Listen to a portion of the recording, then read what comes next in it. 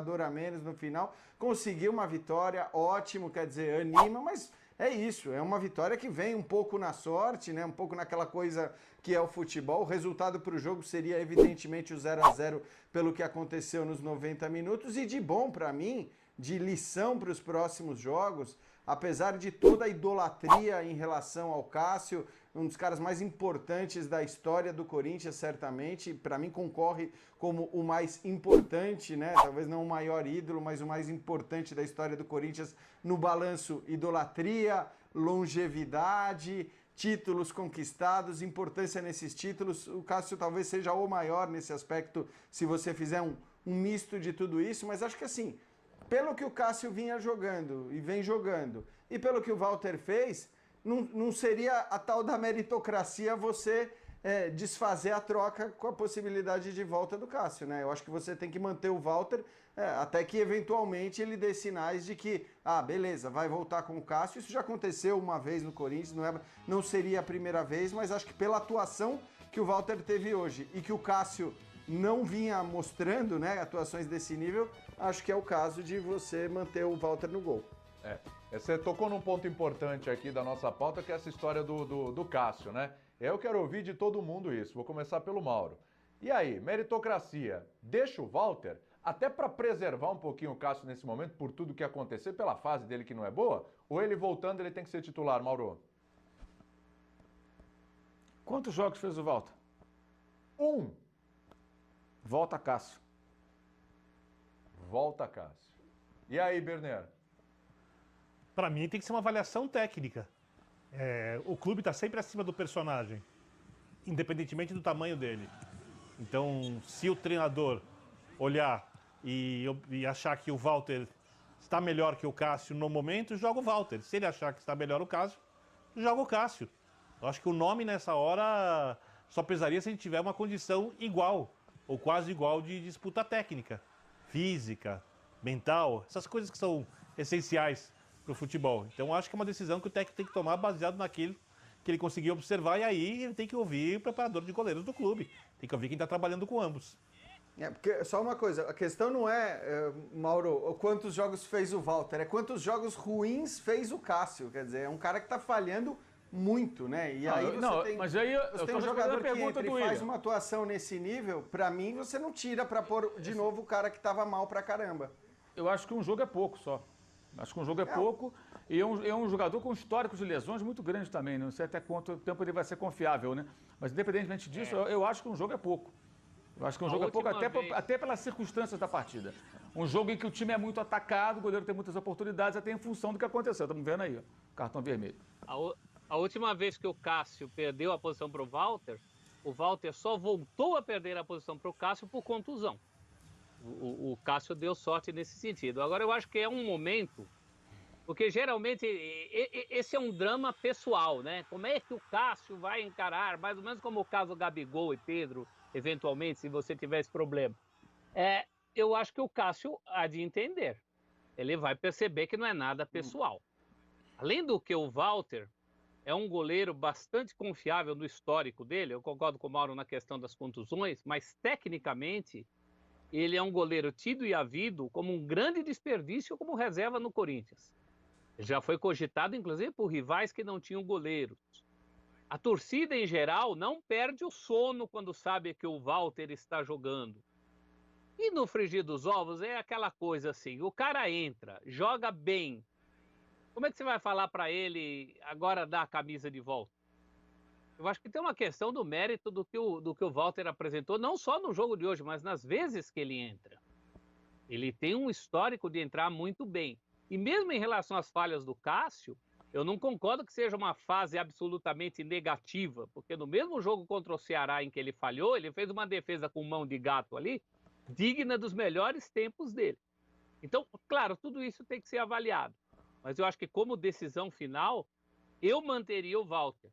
Até se fosse o Mancini, acho isso muito importante para ele nesse começo de trabalho, para ele mostrar para o grupo quais são as regras do jogo. Eu acho que não haverá uma grande grita. Nossa, até porque, né? Cássio na reserva, acho que nem da parte do próprio Cássio. Professor, beabá do futebol. Beabá do futebol. Posição se ganha no campo. Então, e a Isso é isso, não tem conversa... discussão. Não é nada pessoal. A conversa com o Cássio é fácil, né? Porque não é nem aquela coisa de que você... Porque a conversa com o Cássio seria muito mais difícil se o Cássio tivesse falhado 5 jogos seguidos e aí o Mancini olhasse e falasse, não, agora no sexto eu vou pôr o Walter. Não é isso, né? O Mancini deu a sorte de já ter que começar o seu trabalho com o Walter. Então a conversa com o Cássio não precisa ser no sentido de você falar, cara, você tá mal e eu vou te colocar no banco. Não é nessa linha. Olha... o Walter fez uma partida muito boa, seria injusto, né? Você puxa para o mérito do outro, mesmo que um jogo apenas, você puxa para o mérito do outro, você não precisa carregar nas falhas que o Cássio vinha tendo, porque acho que na média o Cássio estava muito abaixo do que ele é como goleiro e talvez até nesse sentido o trabalho do Mancini seja facilitado por isso que aconteceu hoje. E tem a questão dos dois se darem muito bem também, né? Pode falar, Os dois se professor. dão muito bem, Pode né, falar, William? professor. No episódio da expulsão do Cássio no Ceará, expulsão pós-jogo, né? O primeiro que vai abraçar o Cássio e afastá-lo do Daronco é o Walter. Então eles já têm um histórico de muito boa convivência. Acho que isso facilita bastante, né? Não são goleiros rivais, no sentido do rival fora da luta pela posição, né? Acaba aceitando melhor. Agora sim, o Cássio é uma coisa que caiu no colo ali do Mancini. Ele não tinha opção, tinha que ir com o Walter, ok. Mas ele entrou hoje no jogo com o Luan no banco e com o Gabriel também no banco. E aí já fez a opção pelo Xavier, pelo menino que inclusive estava sumido. Acho que eram 5 jogos, se eu não me engano, que o Xavier estava sumido lá.